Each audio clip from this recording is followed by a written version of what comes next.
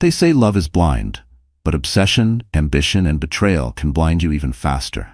Jackson Ward was the poster child of success, a self-made millionaire with a breathtaking estate in the Hamptons, a booming investment empire, and what seemed to be a flawless marriage. Yet behind the pristine exterior, a sinister betrayal brewed. One heated night, Jackson shoved his pregnant wife Isabel to protect his mistress, a moment that would crack his carefully cultivated world. Secrets simmered beneath glittering chandeliers, whispered at elite soirees, and haunted private helicopters en route to secluded European villas. And when the truth emerged, it threatened to destroy everything he had built. Jackson Ward sipped his champagne, eyes sweeping the vast ballroom. The annual East Coast Legacy Gala, held at the famed Ocean Crest Hotel, was the crowning jewel of the social season, attended by the wealthiest and most powerful. Jackson was in his element, moving among tech giants like Jeff Bezos, media titans like Gayle King, and humanitarian icons like Melinda French Gates, who was rumored to appear that night to unveil a new education initiative. Just a decade ago, Jackson had been a junior financial consultant at a small firm in Milwaukee, meticulously calculating every dollar to make rent. Today, at 35, he was a multimillionaire, with investment stakes in commercial real estate, clean energy, and a luxury watch retail brand. His network was formidable, his presence magnetic. He had a taste for tailored suits, a flair for dramatic gestures, and an insatiable appetite for more. More deals, more influence, more recognition. Jackson's wife, Isabel Ward, stood beside him, glowing in an elegant sapphire gown. 7 months pregnant, she radiated a calm strength that drew admiration from every direction. Where Jackson's path had once been solitary, Isabel brought light. They had married young, building a bond that seemed unbreakable. She had stood by his side through the rise, gently encouraging him to temper ambition with grace. But behind Jackson's composed exterior simmered unrest. While Isabel and their unborn child should have been his peace, he felt increasingly lured by the world's endless indulgences. He wasn't satisfied.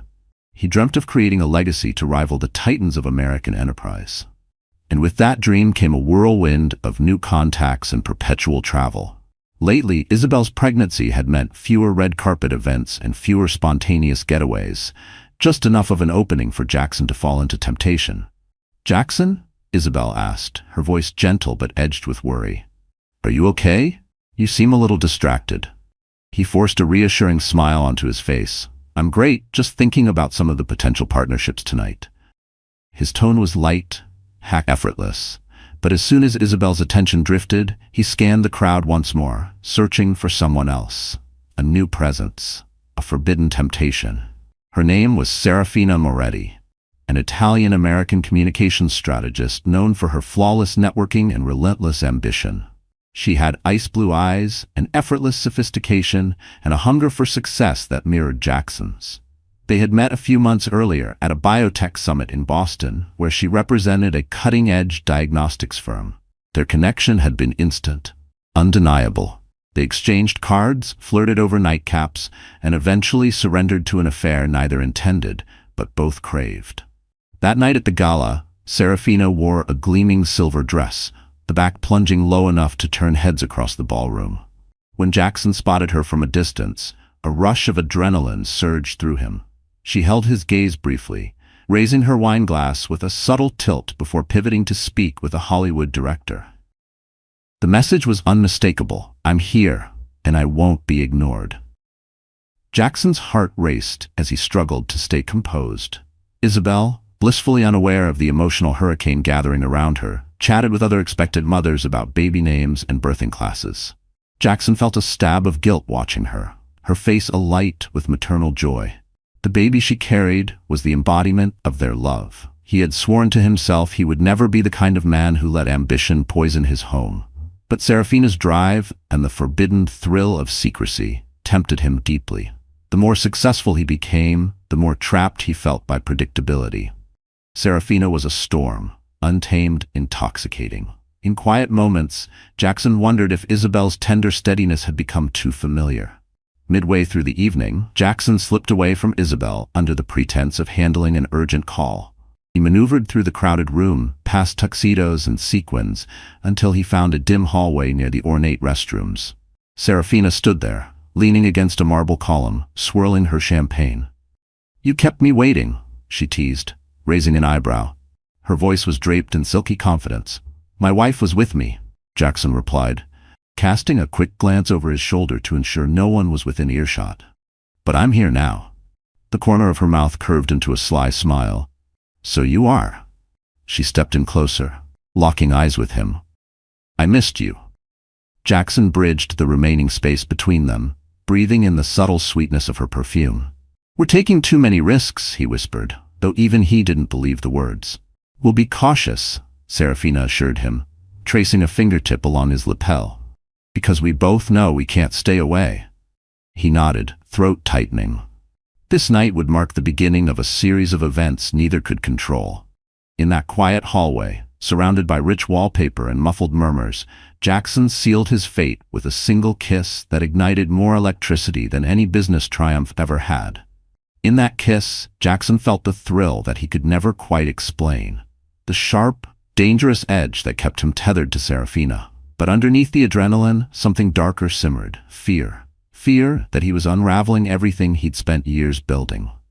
That night, long after the event, Jackson lay awake in bed beside Isabel, staring at the ceiling. Her breathing was soft and steady, peaceful in the darkness. He turned to face her, guilt crashing in waves against his chest. She looked so serene, unaware, and so completely trusting. That trust, so freely given, felt like a blade twisting in his gut. For the first time, he questioned whether he deserved to be a father at all. What kind of man risks everything at the moment he should be most present? Anymore? Is something wrong? Jackson lifted his head from his laptop, exhaustion in his eyes. He forced a reassuring smile. "I'm fine, Isa. This new deal is massive.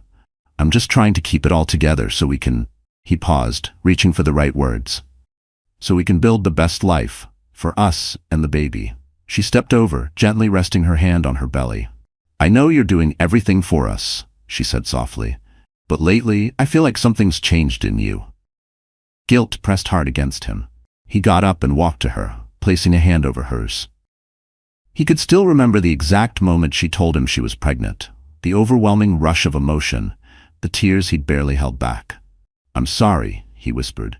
"I promise, once this deal is finalized, I'll slow down. We'll have more time. This is just temporary." A flicker of relief lit up her face, but it faded quickly. "All right," Isabel said quietly. "Just remember, we're in this together." Jackson pulled her into an embrace, though inside, the crushing weight of his double life threatened to collapse his chest.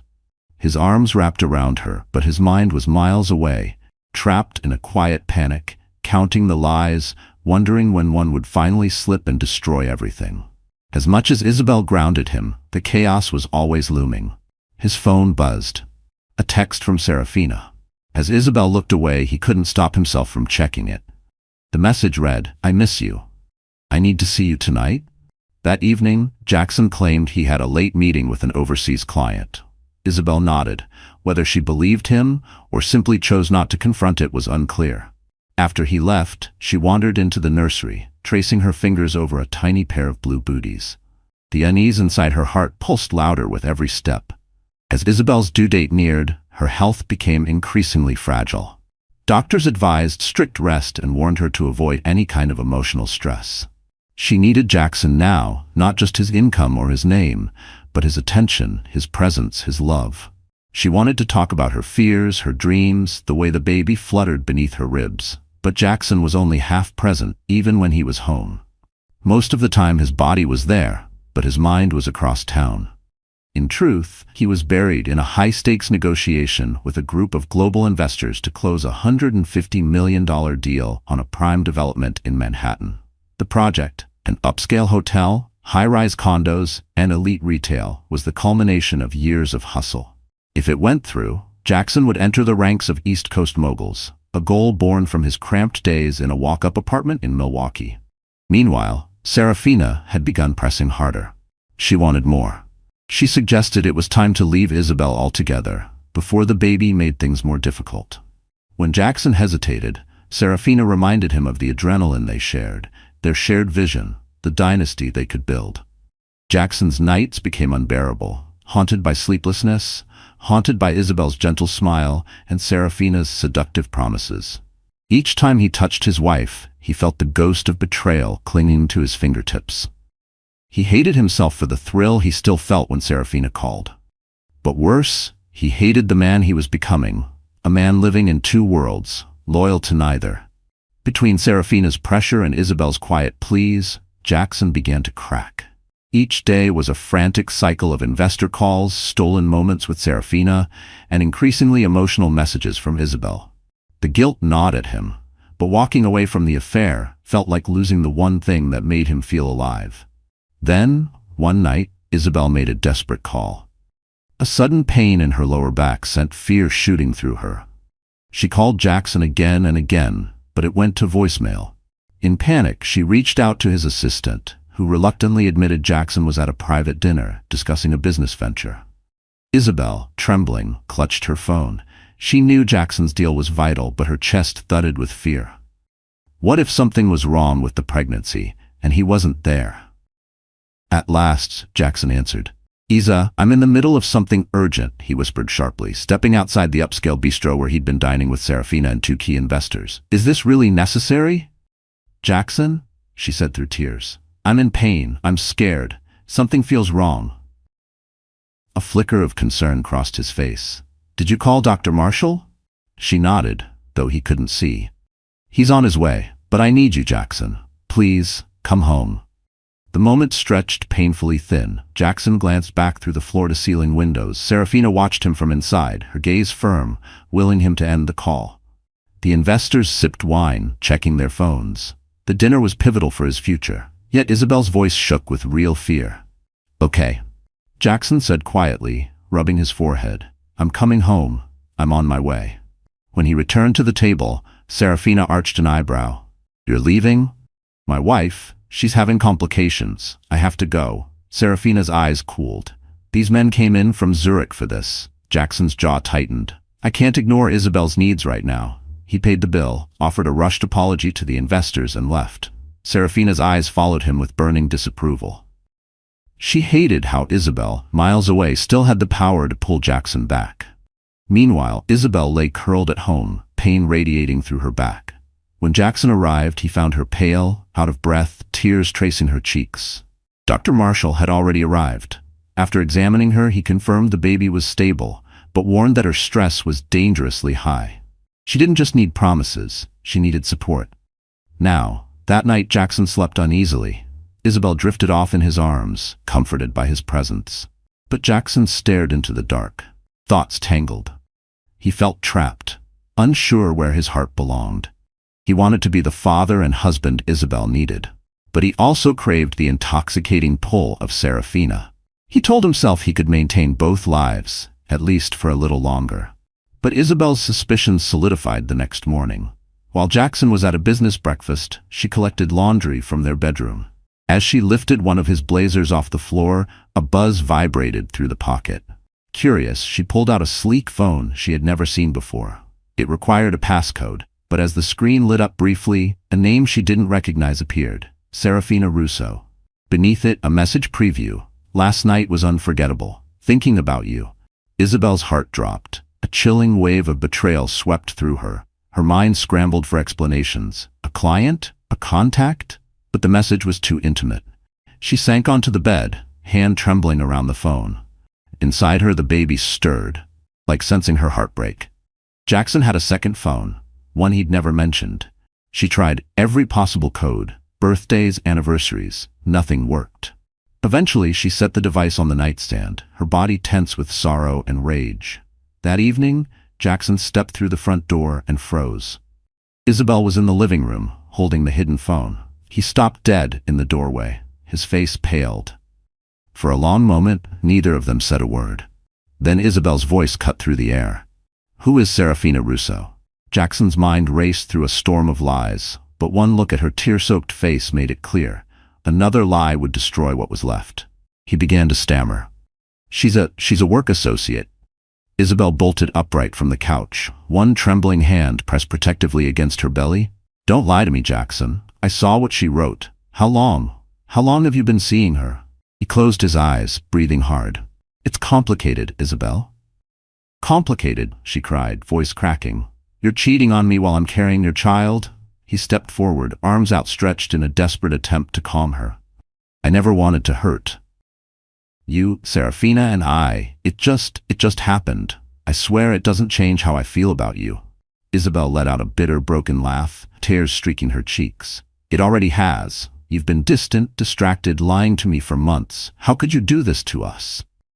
Jackson stared, guilt shadowing every inch of his face. He saw the damage, the pain. He tried to move closer, but Isabel stepped back. Jackson, I felt trapped in the same routine. And Serafina, she was different. Exciting. I'm sorry, I never meant to let it get this far. She shook her head, stunned. You're sorry? That's what you're going with? They argued for nearly an hour, voices raised, hearts breaking all over their once peaceful home. With just weeks left until her due date, Isabel pleaded through tears for Jackson to end the affair. He insisted he would. He vowed to fix things. But deep down, Jackson knew words weren't enough. He could see it in her eyes. Where love used to live, now there was only pain and something else. Distance. The kind that scared him more than her fury. The kind that meant she no longer saw him as her partner, but as someone she had to protect herself from. When the yelling finally quieted, Isabel was physically drained. Jackson guided her to bed, brought her water, rubbed her back. Though she let him touch her, the betrayal pulsed inside her with every breath. She wanted to believe him, but Serafina's grip on him was deep, too deep. Even after Jackson promised to end it, Serafina wasn't ready to let go. When Jackson tried to walk away, she struck back with practiced emotion and sharp accusations. I gave you my time, my loyalty. You swore we were building something powerful, she snapped. You don't get to disappear just because your wife found out. Jackson felt trapped, torn between her fury and the magnetic pull that had once drawn him in. You don't get it, he said. Isabel's pregnant. This affair is breaking everything. Serafina's eyes burned.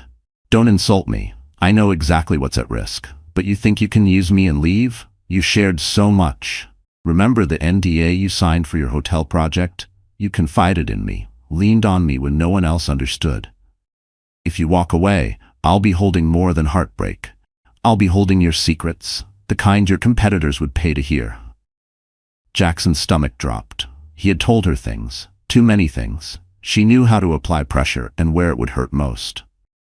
As he walked out of Serafina's penthouse that night, his heart pounded, not with desire, but dread. The very person who once made him feel invincible now held the power to destroy everything. Backed into a corner, Jackson resumed seeing Serafina, though now in secret. He lied again to Isabel, telling her he was finalizing work before stepping away to focus on family. Isabel, broken but still hopeful, tried to believe, but she wouldn't let him attend her appointments. Not until he proved she was gone. And then it happened. On what should have been a night of celebration. Jackson had closed the massive deal. The property was his. He returned home electrified by the win, but worried about keeping up the lie. Isabel was in the living room, folding tiny clothes. She looked up at him, the pain and exhaustion etched deep in her face. Before Jackson could speak, his phone buzzed. Serafina again, Isabel said coldly. She threw him a sharp, accusing look. Are you still in contact with her? He swallowed, nerves tightening.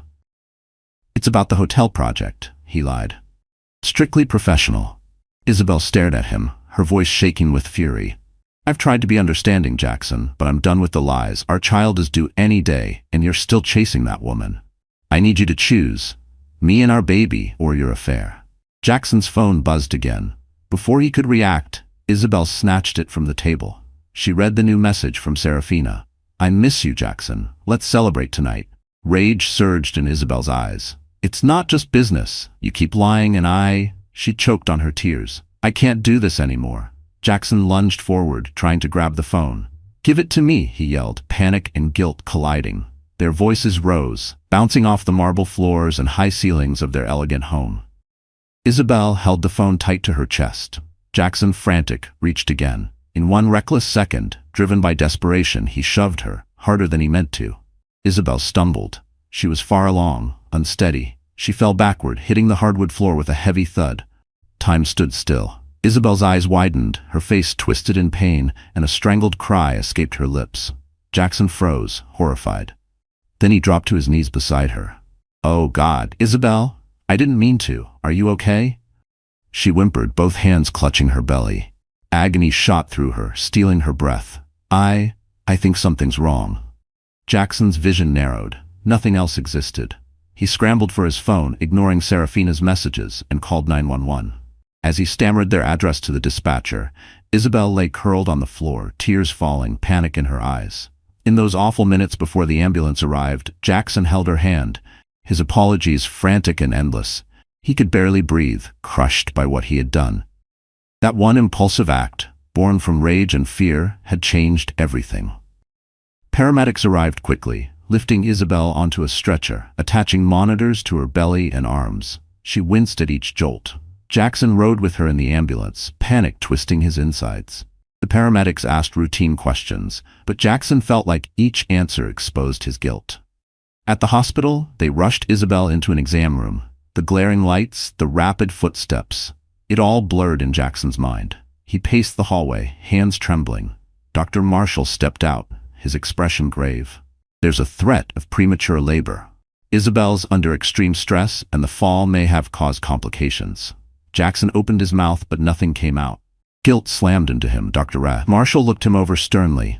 "I know things are tense, Jackson, but her health and the baby's must come first. She needs peace, not chaos." For hours, Jackson sat at Isabel's bedside. She drifted in and out of sleep, receiving fluids and medications to keep labor at bay. When she finally stirred, he gently squeezed her hand. "Isabel, he began. She turned her face away, tears slipping quietly down her cheeks. Her voice trembled, barely audible. "Don't." Jackson felt as though his chest was caving in under the weight of regret. He saw himself clearly now, not as the driven husband ready to embrace fatherhood, but as the man who had shoved his pregnant wife. Because of another woman. He longed to undo every selfish choice he had made in recent months. Every time he had picked Serafina over Isabel. The baby's heartbeat remained steady, but Isabel had to stay in the hospital for close monitoring. Friends, neighbors, even Jackson's mother came to visit. None of them knew the real story behind Isabel's fall. Jackson had offered a vague excuse that she had slipped. Isabel said nothing. Her eyes were vacant. Each visitor left with a warm goodbye and a kind smile, never suspecting the darkness behind the drawn curtain. Jackson played the part of the worried husband flawlessly, but each lie cut deeper into his soul. He hated how effortlessly he could perform concern when he was the reason she lay there. Jackson's PR instincts urged him to control the narrative. Keep it quiet. But guilt gnawed at him. Every time their eyes met, he saw her fear, her devastation, and the vast, cold distance that now stood between them. He also saw the truth of who he had become, a man who abandoned the people who mattered most in the pursuit of power and passion. While Isabel recovered in the hospital, Jackson was hit with another devastating blow. Serafina had learned of Isabel's hospitalization, and the real cause behind it. Maybe she heard through their social circle, or maybe Jackson had let too much slip during a panicked phone call. Either way, she wasted no time. Serafina threatened to go public with their affair if he didn't meet her demands. A public declaration of their relationship once Isabel was discharged, financial backing for her new PR agency, and a permanent consulting role on his upcoming developments. Her messages were blunt and threatening, listing everything she knew, from the affair itself to confidential details Jackson had once shared in confidence. If he refused, she would leak everything, to the press, to his investors. The texts came like daggers, each one colder, crueler. She was no longer the captivating distraction he once found intoxicating. Now, she was a threat with nothing to lose. Jackson read her words through a blur of anxiety, realizing too late that every whispered secret had been ammunition loaded into a gun now aimed at his legacy. Cornered, Jackson contacted his attorney. If Serafina exposed him, the fallout could destroy his career, his reputation, and what little hope he had of salvaging his marriage. His business empire had been built on trust and the illusion of moral clarity. A scandal of this scale could mean total ruin, possibly even legal action. And far worse was the knowledge that he had hurt Isabel and almost cost them their child. He saw clearly now. Cutting all ties with Serafina was the only path with integrity. But Serafina wasn't just after money. She wanted power, status, control. Panicked, Jackson made a reckless decision. He offered her a large payout in secret, along with a promise of a nominal role in a subsidiary firm. He thought it would be enough to end it. But once the funds cleared, Serafina demanded even more. She threatened to call Isabel directly, to go on talk shows, to publish incriminating texts and photos. That's when Jackson realized he had handed her the very tools she needed to tighten her grip. During Isabel's hospital stay, Jackson never missed a day. But their exchanges were cold, fragmented. Dr. Marshall continued to report that Isabel was improving, and the baby remained stable. Yet emotionally, Isabel was distant, wounded. Several times, she asked Jackson to leave, to give her space. But he couldn't stay away. Sometimes he brought flowers she never looked at. Other times, he simply sat there, clenching his fists in silence. There were nights he drove home without turning the radio on, letting guilt rattle in the empty air beside him. He'd sit in the corner of the hospital room, silent, watching her sleep. Every beep of the monitor was a reminder of what he had nearly lost. He memorized the curve of her shoulder beneath the blanket, the way her breath hitched in sleep. She was alive, but the love she once held for him seemed barely breathing. One afternoon, with sunlight pouring through the half-drawn blinds, Jackson finally broke the silence. "Isabel, I can't apologize enough for what I've done. It was unforgivable, and I hate the man I've become." She remained still, eyes locked on the window. His voice trembled. "I let ambition blind me. I let lust for success and for Serafina pull me off course. But I swear to you, I want to fix this. I'll do anything to make it right." Isabel blinked back tears. "Then end it. End it for good. Cut her out of your life and tell me the truth about everything." He nodded, swallowing hard. "I will. I promise." She turned to him, her eyes searching his face for any hint of a lie. "Jackson, this isn't just about you and me anymore. I'm bringing a child into this world, and I can't live in this chaos. If you want to make things right, you have to be honest and put our family first. Really put us first."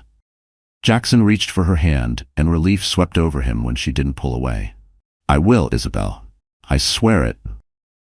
In that hospital room, Jackson felt something stir inside him. A fragile ember of hope. He finally understood just how close he'd come to losing everything. The deception had already caused irreparable harm, but maybe, just maybe, there was still something to save. Grasping for redemption, Jackson requested one final meeting with Serafina at her high-rise in downtown Chicago. He didn't come empty-handed. His legal team had prepared a cease-and-desist letter, warning Serafina that any continued attempts at blackmail would trigger swift legal retaliation. He also brought a single check, returning the hush money he had once paid.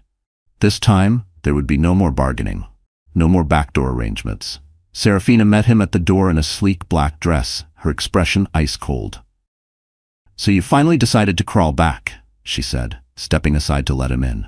Jackson stepped inside, noting the sharp lines of her modern apartment and the glittering skyline beyond the glass walls. "I'm not here to crawl back," he replied, voice unwavering. "I'm here to end this, for good." He placed an envelope on the coffee table. "That's from my legal team.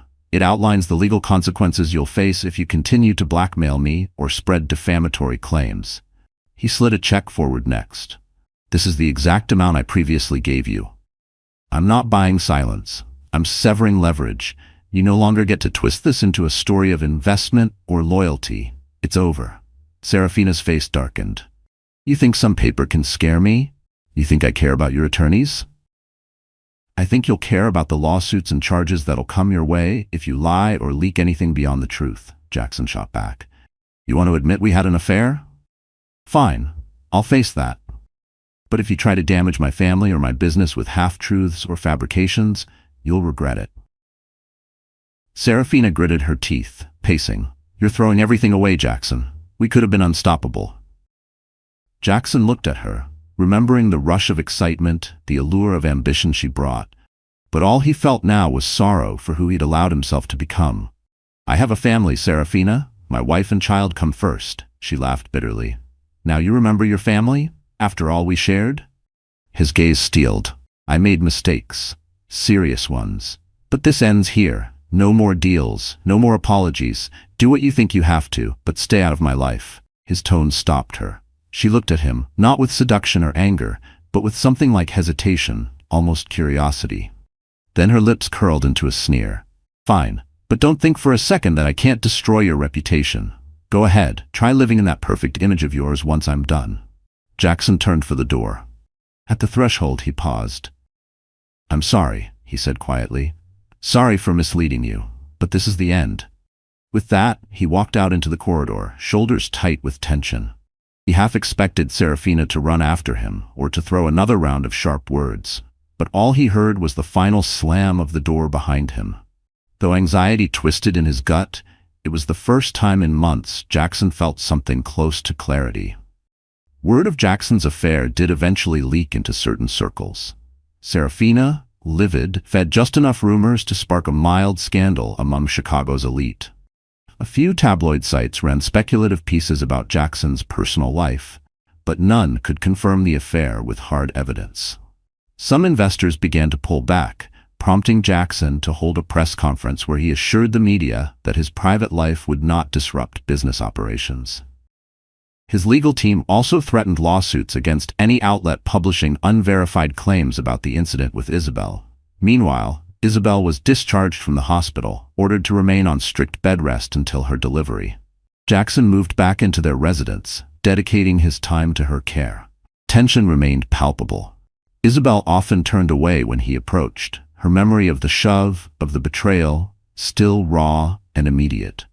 But Jackson persisted, determined to prove his remorse wasn't fleeting. Every morning began the same. A quiet knock on her door, a tray of warm oatmeal and fruit, his eyes searching hers for permission to enter.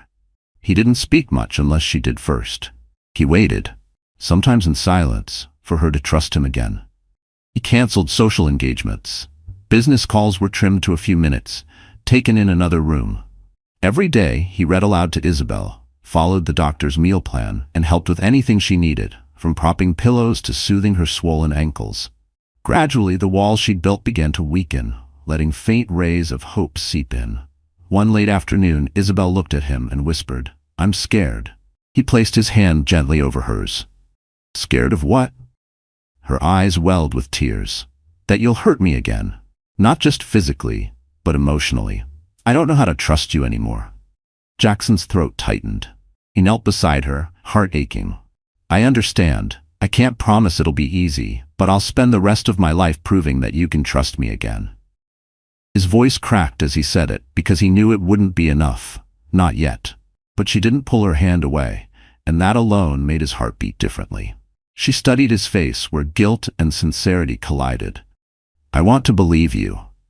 He pressed a kiss to the back of her hand, letting his tears fall.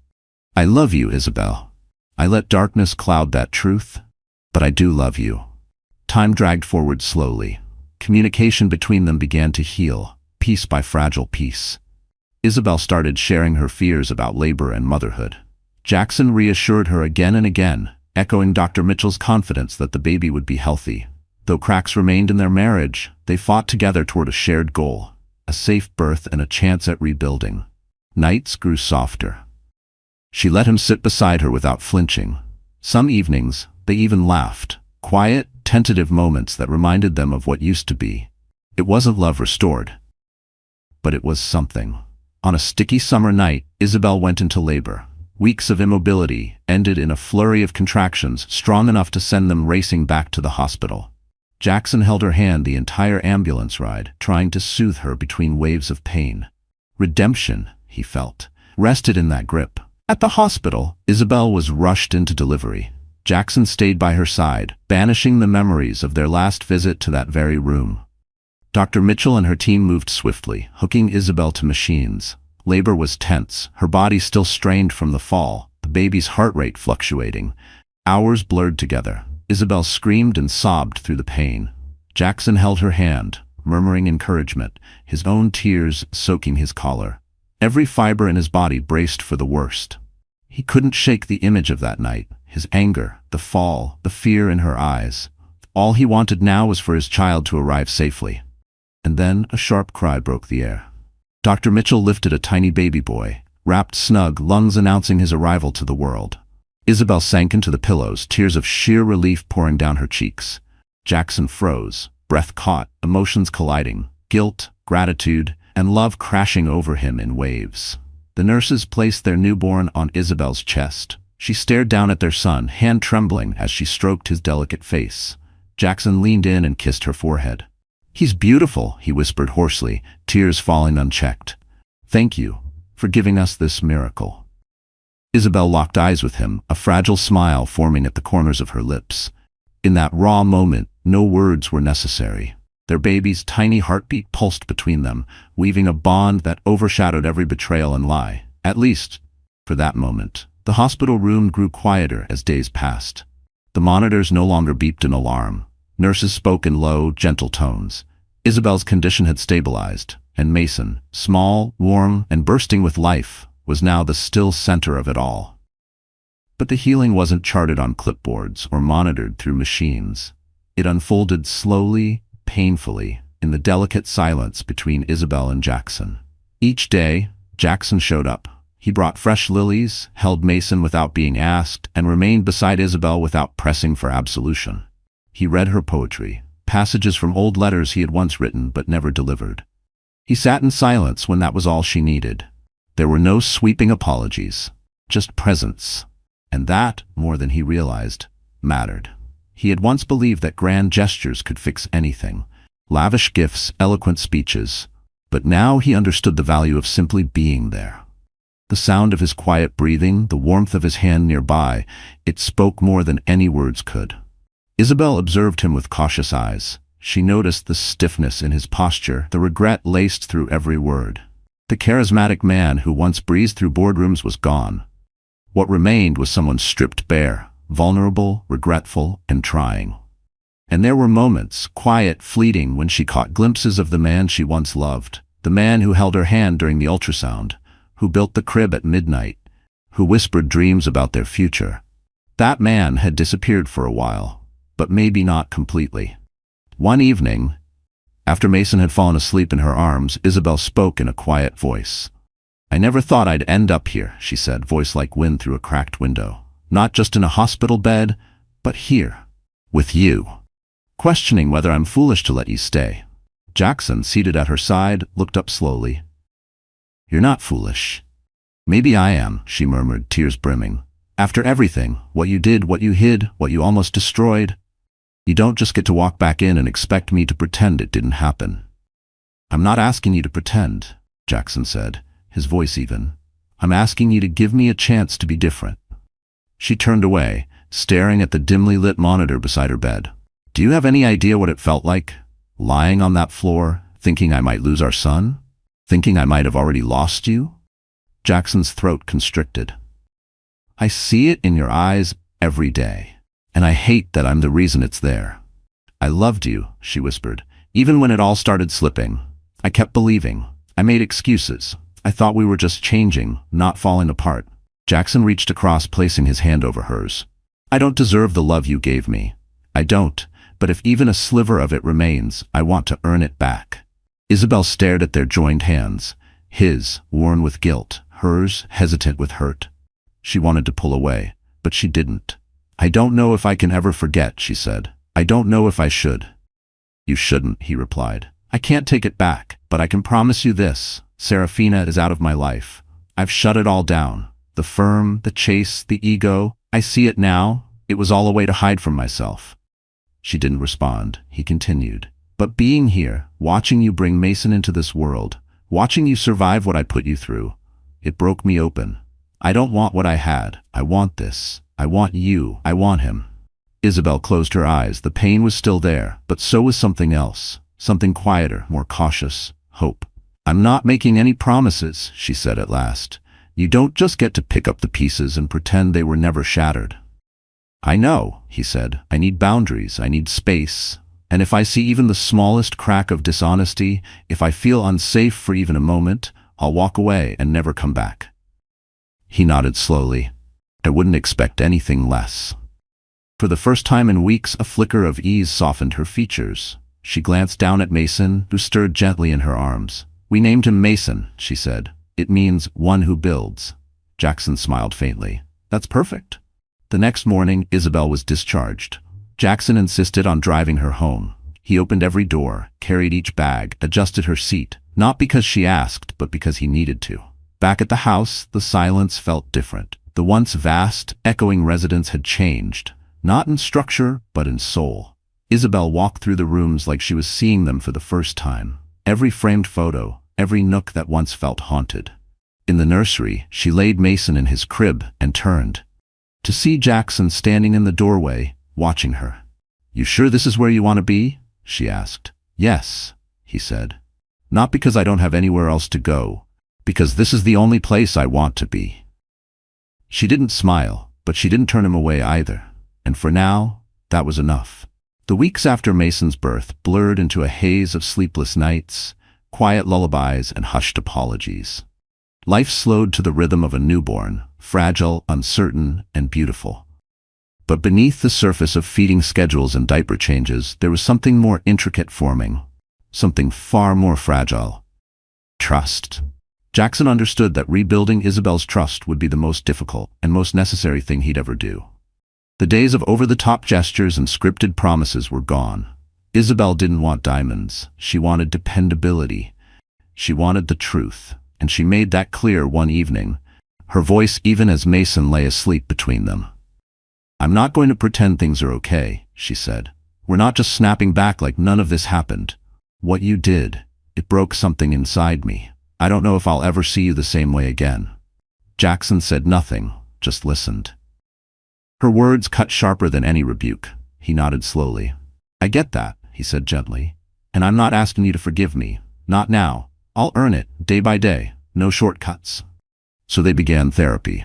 Together, separately, with professionals who didn't sugarcoat, who helped them peel back the layers of wounds, doubts, and truths they'd buried. They faced the reasons behind Jackson's betrayal, Isabel's quiet pain, and the emotional distance that had taken root long before Serafina ever appeared. Isabel opened up about her hurt, the countless nights she felt invisible, the seasons when Jackson chose ambition over affection. Jackson admitted his insecurities, the fear of being average, the craving for validation that drove him outside the home. There were tears, explosive arguments, sessions where Isabel walked out, and stretches when Jackson questioned if they would ever truly recover. But there were breakthroughs too. Isabel returned to painting, converting a spare bedroom into a studio. The scent of oil and canvas returned to their home, along with a glimpse of her former self, vivid, creative, open. Jackson pulled back from business. He appointed a new COO to handle day-to-day operations and carved out time each afternoon to be present, not just in body, but in spirit. He read to Mason, learned to prepare simple meals for Isabel, and started journaling, something their therapist had encouraged. Gradually, the house began to shift. The echo of leather heels and conference calls gave way to baby laughter, the gentle shuffle of slippered feet, and the soft rustle of pages during midnight reading sessions. Isabel noticed. She noticed when Jackson declined a major keynote offer to attend Mason's first pediatric checkup. She noticed when he silenced his phone without needing a reminder. She noticed when he sat beside her each night, not as a man scrambling to justify himself, but as one simply trying to understand. And although the memory of the shove, the deception, and Serafina's name still lingered like a phantom, Isabel began, deliberately, cautiously, to trust again. Not in perfect fairy tales, but in persistence, in humility, in growth. Their story had ceased being about flawless love. It became about reconstruction, one tender, tentative step at a time. Sunlight streamed through the tall windows of the Duval residence, casting a golden hue across the nursery's polished wooden floor. A full year had passed, 12 long, exhausting months since the night everything nearly shattered. But now, laughter filled the rooms, balloons rustled in the breeze, and the scent of vanilla cake drifted in from the kitchen. Mason Duval was turning 1. The celebration was understated by past standards. No influencers, no photographers, no elaborate catering. Just a small circle of relatives, longtime friends, and the few who remained when everything else collapsed. Laughter rippled through the backyard, where folding chairs dotted the lawn and a banner swayed. "Happy first birthday, Mason." Isabel stood near the patio, a glass of lemonade in hand, her eyes fixed on Mason as he sat in his high chair, tiny hands smashing cake with wild delight. Beside him, Jackson crouched low, grinning with abandon, frosting streaked across the cuff of his sleeve. A soft smile crept onto Isabel's face. She hadn't forgotten, she never would. The shove, the betrayal, the hospital, the heartbreak, they lived within her, tucked in quiet corners of her memory. But today wasn't about that pain. It was about what they'd fought to rebuild, and what they still hoped to become. When the guests left and the last bits of confetti were swept away, the house settled into a calm quiet. Mason slept upstairs, worn out from the celebration, while Isabel and Jackson found themselves in the living room, seated on the floor amid ribbons and wrapping paper. She glanced at him, her voice gentle. "He had a good day." Jackson nodded, eyes on a half-unwrapped box. "He did, and you looked happy today." A pause hung between them. "I was," she said. "Not because I forgot, but because we made it here." Jackson turned to her, his gaze open, unguarded. "I know I'll never undo the past, and I wouldn't expect you to forget. But I hope, more than anything, we can keep moving forward. Keep building something real." He reached out, placing his hand softly over hers. She didn't pull away. Instead, she glanced down at their intertwined hands and released a slow, measured breath. "I never thought I'd say this, but I believe you. Not because of the words, but because of what you've done. You didn't just apologize. You proved you meant it. That's what counts." Jackson's eyes glistened. "You count. You and Mason, you're my whole world." They sat together in silence, the heaviness of shared wounds lightened by the stillness of mutual understanding. A few minutes later, Mason stirred upstairs, his muffled cry drifting through the quiet house. Isabel moved to rise, but Jackson gently placed a hand on her arm. "I've got it," he said. "You rest." She watched him ascend the staircase, and for the first time in a very long time, she felt something shift inside her. Not blind trust, not naive hope, but earned, careful, fragile peace. In the stillness of the life they were piecing back together, Isabel knew that challenges still lay ahead. But after all the storms they'd weathered, this felt like a beginning. And for now, it was enough. So that's how the story ends. Raw, painful, but quietly hopeful. And if you're still here with us, dear friends, after everything, after every tear, every twist, every moment of doubt, then maybe something in the story spoke to you. Maybe, just maybe, a part of your heart felt seen. Because this wasn't just about Jackson and Isabel. It's about how easily we stray and how hard it is to come back. You see, real healing doesn't come with perfect closure. It comes with the slow, honest work of rebuilding trust, one breath at a time. It's messy, uncomfortable, and often painful. But as the Stoics say, he who conquers himself is the mightiest warrior. Seneca. Jackson had to confront his ego, strip away the ambition, and look honestly at the wreckage of what he'd become. And Isabel, she taught us that forgiveness isn't weakness, it's strength. A strength rooted in boundaries, in self-respect, and in the courage to see if love can survive truth. This story is a testament to what the Stoics knew so well. Life doesn't promise fairness. But how we respond, how we grow from our lowest moments, that's where true character is built. As Marcus Aurelius wrote, the impediment to action advances action. What stands in the way becomes the way. So let's take this in, not as a story about perfect love, but about the kind of love that chooses to rise again after falling apart. If you found yourself moved, please like, share, and subscribe to our channel. Your support keeps stories like this alive. Let's walk together, through heartbreak, through redemption, through the messy middle, towards something better. You matter. Your healing matters. And no matter what chapter you're in, remember, rebuilding is always possible.